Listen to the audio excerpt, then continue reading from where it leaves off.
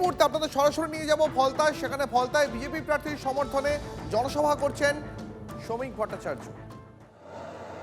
আমি তো কোনোদিন মুখ্যমন্ত্রীকে চোর বলে কোনোদিন আওয়াজ তুলিনি, আমাকে মারল কেন?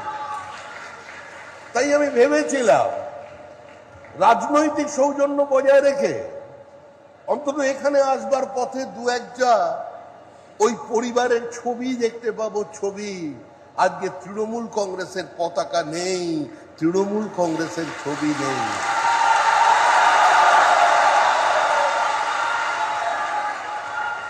এক বছর আগে আপনাদের সামনে দাঁড়িয়ে বলেছি তৃণমূল কংগ্রেস চলে গেছে, তৃণমূল কংগ্রেস চলে যাবে, তৃণমূল কংগ্রেস চলে যাচ্ছে। শুধু মনে করাবার জন্য এসেছি যে গঙ্গার জল রাইটার্সের দোতলায় পৌঁছতে পারে, আকাশ নবান্নে নেমে আসতে পারে, একেন বাবুর মাথায় চুল গজাতে পারে, কিন্তু তৃণমূল কংগ্রেস ক্ষমতায় আসতে পারবে না।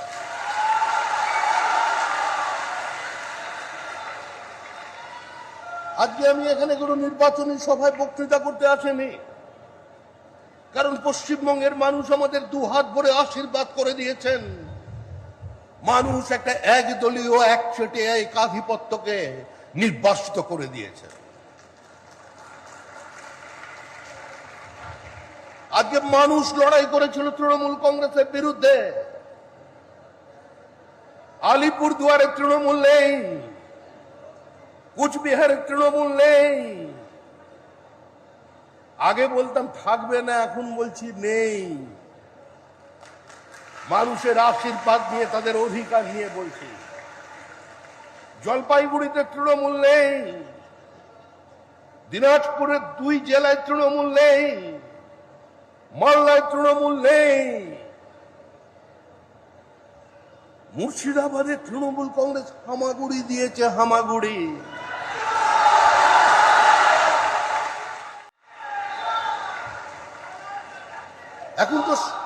এখন তো সরকারটা নেই, এখন মুখ্যমন্ত্রী নেই, উত্তরাধিকারী নেই, ঔদ্ধত্য নেই, কনভয় 2000 পুলিশ নেই, তৃণমূল কংগ্রেসের বোমা নেই, তৃণমূল কংগ্রেসের গুলি নেই, তৃণমূল কংগ্রেসের আগ্নেয়াস্ত্র নেই।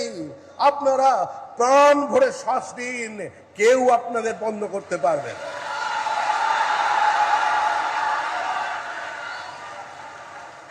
কিন্তু অতীতকে ভুলে যাবেন না। 2019-এর নির্বাচন, এই লোকসভা কেন্দ্রে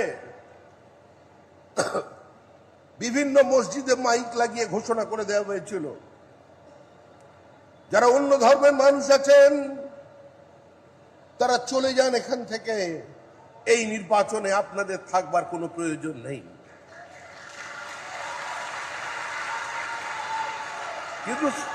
কিন্তু সেদিন আমাদের ডায়মন্ড হারবারের কর্মীরা বলেছিলেন আমরা থাকতে এসেছি, চলে যেতে আসেনি।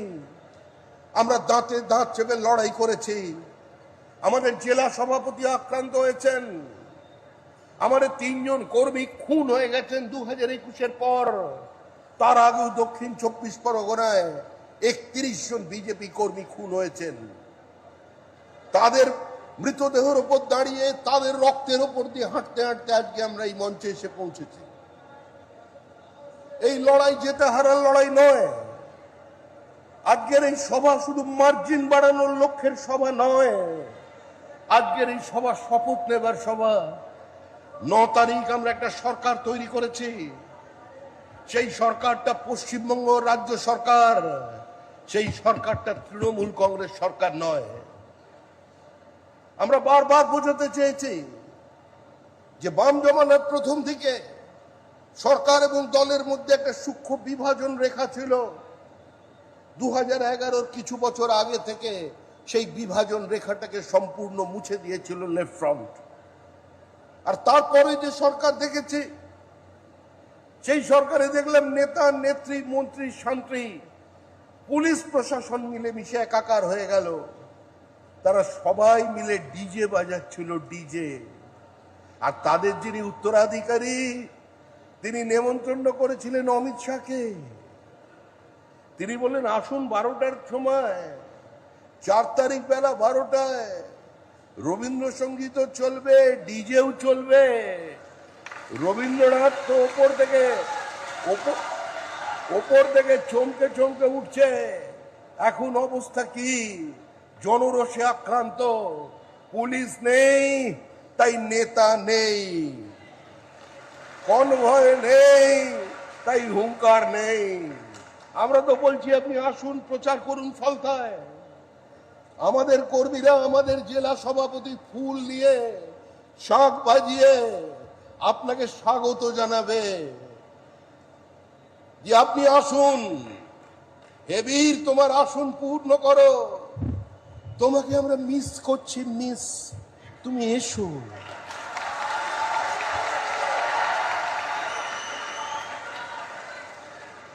আমাদের কর্মীরা গিয়ে বলছেন যেরকম করে না, একটু তো এসো। কোথায় তিনি নেই, ডায়মন্ড চক নেই, ডিজে বাজাতে গিয়ে বাড়িতে বসে এখন হারমোনিয়াম বাজাচ্ছেন, হারমোনিয়াম। এখন তৃণমূল কংগ্রেসের বাড়িতে একটাই গান, সখী ভালোবাসা কারে কয়। সে কি এমনই যাতনাময়? আজকে সেই তৃণমূল কংগ্রেসের সঙ্গে আমরা এখানে লড়াই লড়তে আসি।